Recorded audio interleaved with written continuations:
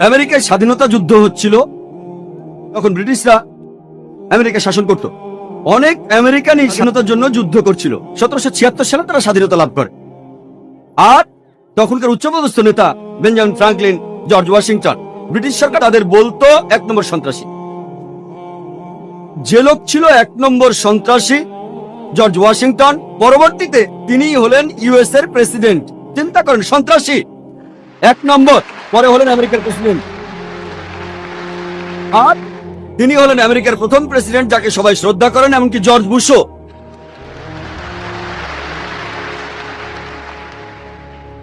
এই হচ্ছে মিডিয়া, 1 নম্বর সন্ত্রাসী, পরে হলো একটা দেশের প্রেসিডেন্ট। যে দেশ উন্নত, ইউএসএ হচ্ছে পৃথিবীর সবচেয়ে উন্নত একটা দেশ, আর সেই দেশের প্রথম প্রেসিডেন্ট কে ছিলেন? একজন সন্ত্রাসী।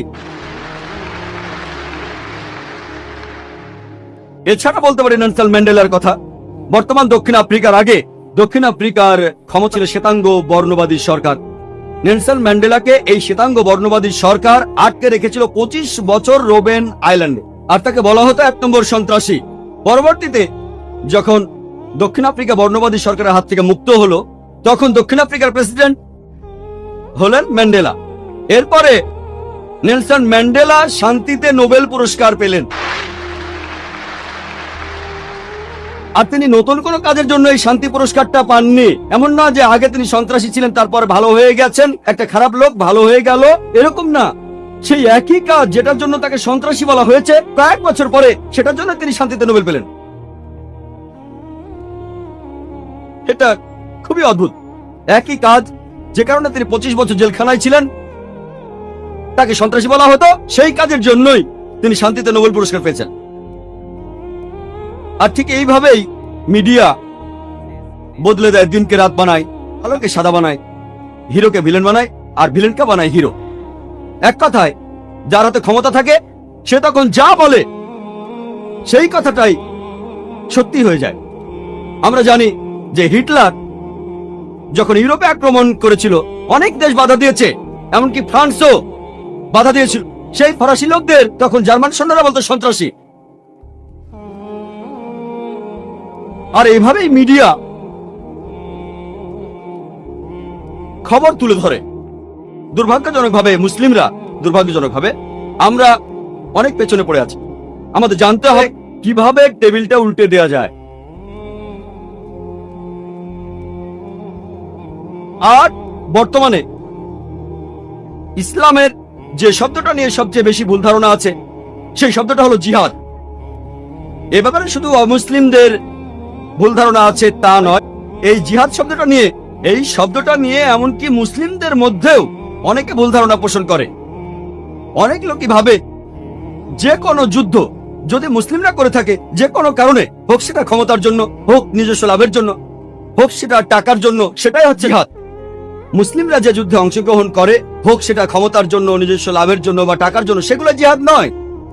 জিহাদ একটা আরবি শব্দ, শব্দটা এসেছে জাহাদা থেকে, যার অর্থ চেষ্টা করা, যার অর্থ সংগ্রাম করা।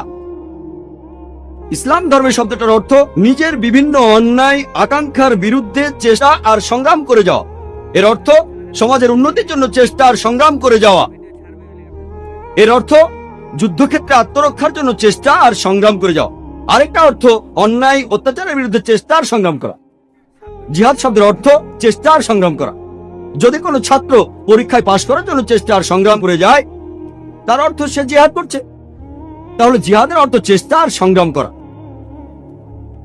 অনেক অমুসলিম আছেন, তারা জিহাদের অনুবাদ করেন, বাংলায় বলেন পবিত্র যুদ্ধ।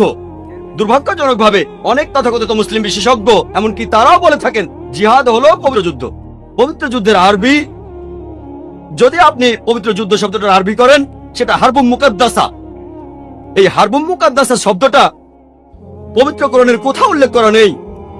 এই শব্দটা নবীজি সাল্লাল্লাহু আলাইহি সাল্লামের কোন সহিহ হাদিসে উল্লেখ করা হয়নি। এই পবিত্র যুদ্ধ শব্দটা প্রথম ব্যবহার করা হয়েছিল ক্রুসেডারদের বোঝাতে, যখন এই ক্রুসেডাররা খ্রিস্টান ধর্মের নামে হাজারো নিরীহ মানুষ হত্যা করত, তখন তারাই এর নাম দিয়েছিল পবিত্র যুদ্ধ। এখন এই শব্দটা ব্যবহার করছে মুসলিমদের উদ্দেশ্যে।